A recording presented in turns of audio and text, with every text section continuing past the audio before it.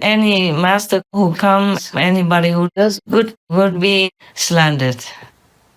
You don't know how much I have been slandered over these years, privately or openly. But the master knew already, have to bear it. Even just not talking about masterhood or anything yet. Like, for example, in Buddhism, recently even if somebody likes one monk especially, because he shows outwardly some kind of principle, yes, then they begin to not like other monks who are more normal, doing just the normal work and being a normal monk, not strongly emphasizing or showing his holiness or principle keeping, for example. Then the two groups of followers will have problems with each other, even come to violence. Went away to other temple areas, other compounds, and beaten up the monks and even the old nuns just because they voice their opinion about the other monk that they follow. Everyone follows someone else, and even that monk, maybe outwardly he seems holy, but who knows what he is inside, what his motives and intentions are, and how much knowledge, wisdom he has, how much enlightenment he has already gained. Maybe nothing, just outside only. And maybe the other nuns and monks who criticize these so-called holy monks are even holy. It's just the way they have to do their work. So they should not beat up the other side of belief and divide Buddhism, make it weak. And then don't even go to that temple and go running after the other so-called holy monk.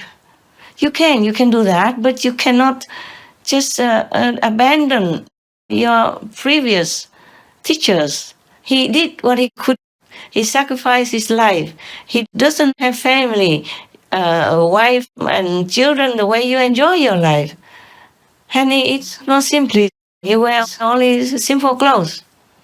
Has only a few pairs of clothes and lives in a simple place, even in the temple, a small room or something.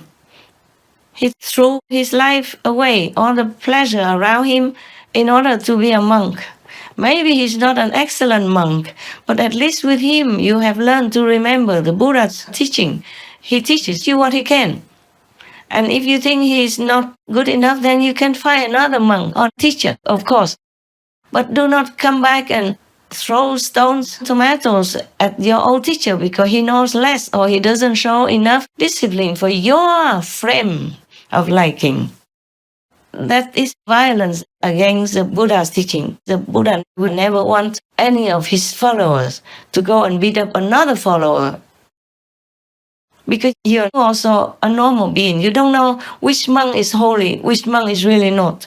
Sometimes some monks are good intention inside, but they may say some words wrong. In the heat of the talk, there may be no planned lectures, no teleprompter like some rich people have. I don't have at the moment. I had it at some point several times. But the things I say sometimes, I jump out of script anyway. And I don't like to prepare a script unless it is for some... No, I don't do it. Anyway, just several times when they prepare it. I don't do it. I just talk like now I'm talking in the dark. Yeah, naturally, whatever comes. Because it comes from my heart, from my very soul, from my very, very love for you all, even though you don't know me. Many don't know me. And I don't know many, physically not. But I know all your souls. I know you love happiness. I know you want to go home. Even if your mind stops you, deludes you, even the Maya of the world, which rules the planet, tries so hard to separate you from your original home, from your original noble intention and aspiration.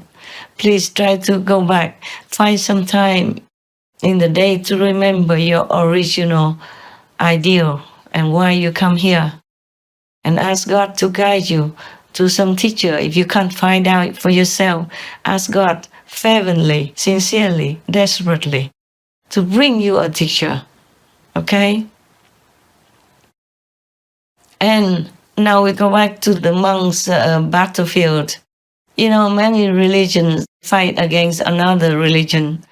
And within the religion, sometimes they fight each other. Also, in the Buddha's time, his cousin, also disciples, and even brother-in-law went against him, even wanted to kill him.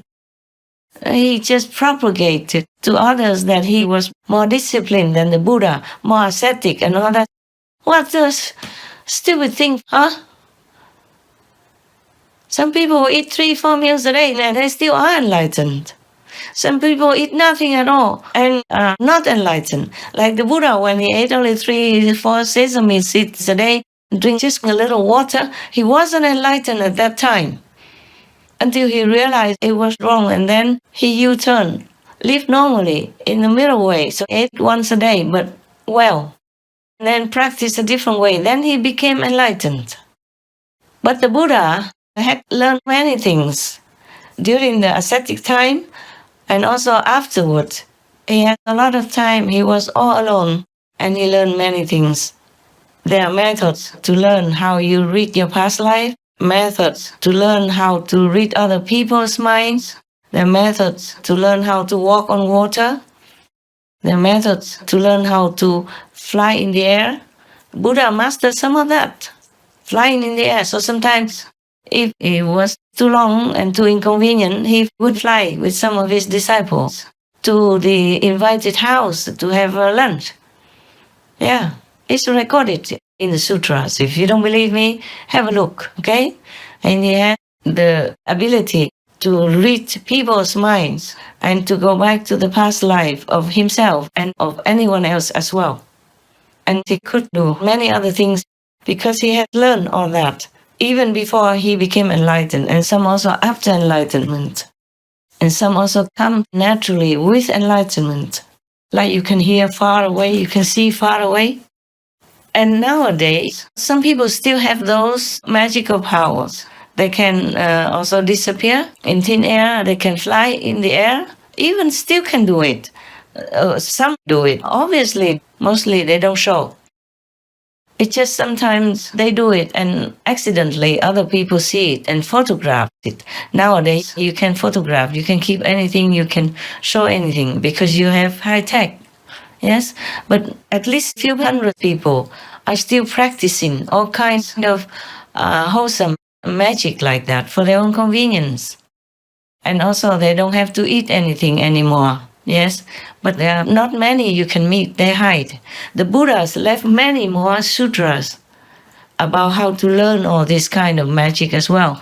When he was alive and many people follow him as monks, they also had all kinds of magical powers, or they're flying with him, going through stones, things like that. So one time even one of the monks who followed the Buddha was sitting in front of the ashram where the Buddha stayed at that time with some 1,000 monks. He was mending his chasha, the monk's outer dress. And one of the kings came and wanted to visit the Buddha, but he didn't know where the Buddha was. So he asked this monk who was mending his clothes, can you go and see where the Buddha is and announce to the Buddha that I'm coming to visit him, please? So the monk just walked through the rock and went inside to find the Buddha for him. And later the Buddha, so the king was very impressed and asked the Buddha, who was that? The monk who was sitting outside mending his chasha is a special name for the dress that the monks wear, okay? After the official monkhood ceremony, they wear this special chasha. So the Buddha said, he was one of the pool cleaners following me and became a monk. Yeah. Oh, the king was very, very ashamed and feeling very repentant. Because when these people wanted to become monks and became monks by the Buddha's permission, then many people slandered them, make fun of them, rejected them, saying, oh, they just came for food, fortune, and fame. But it's not true. In a short time, they learn all kinds of things from the Buddha and walk into the rock to go to the other side of a big rock to go quicker way than having to go in the official way. That king was very surprised and impressed. Yes, it's like that. Many people who followed the Buddha at that time were not rich and famous or anything. And even the wife of Mahakashyapa, they never had intimacy with each other anyway. She was following him to become a nun. Like in the beginning, because she was new, so Mahakashyapa took care of her. He brought food for her and they ate together. And then all the gossip and slander, all kinds of things. So later they separated. They didn't eat together anymore. And they each took care of themselves alone, for example, like that. Being a woman, near the monk's company and having a former husband bringing food to you and being nice to you, it's because they were nice together. They were husband and wife, but they separated for a noble cause. It doesn't mean that they should separate and look upon each other like strangers or anything, because they never had anything wrong done to each other and still didn't. But humans are humans, and we always have trouble. They always look at the outside things, outside actions, and don't look inside for enlightenment or the status of that saintly person. Even if they want to, they cannot, because most of humanity lost everything already. They came down from heaven since long time ago, and they keep losing, and now and then they gain back, their own wholesomeness, but it doesn't mean they could be enlightened and become heavenly beings again. So their judgment is all blunt. Their eyes are all blind, even if all open. Their ears are all deaf, even if they still can hear you talking. Yeah, but they don't hear the real things from the inside the world, from the real world. They don't see the real things from the inside themselves. They have the real world, the whole universe, but they see nothing, they hear nothing.